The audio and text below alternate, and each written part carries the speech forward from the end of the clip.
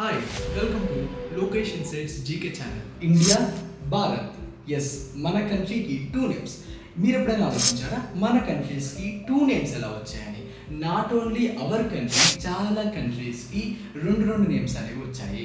So Bharat అనేది పురాణాల ప్రకారము, రామాయణాల ప్రకారము, మహాభారతం ప్రకారము అప్పటి కాలంలో భారత్ అని పిలిచేవారు.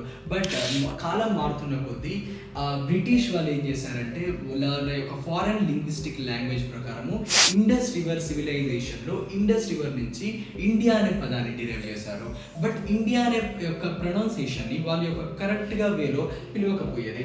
సో మనం ఏం చేస్తామంటే దాని యొక్క ఒక కంక్లూజన్ ఇచ్చి ఇండియా అని పేరును పెట్టాము. సో అప్పటి నుంచి మన భారతదేశాన్ని వాళ్ళు ఇండియాగా పరిగణించడం జరిగింది. అండ్ ఆల్సో మన ఇండియన్ కాన్స్టిట్యూషన్లో క్లియర్గా మెన్షన్ చేశారు ఏంటి అంటే మన ఆర్టికల్ 1 ప్రకారము ఇండియా దట్ ఈస్ భారత్ అని క్లియర్గా మెన్షన్ చేశారు. సో మనం ఏ పేరునైనా స్వచ్ఛందంగా ఉపయోగించుకోవచ్చు. సో మరి మీరు ఏ పేరుతో ఎక్కువగా పిలుస్తారో మన కంట్రీని కింద కామెంట్ చేయండి.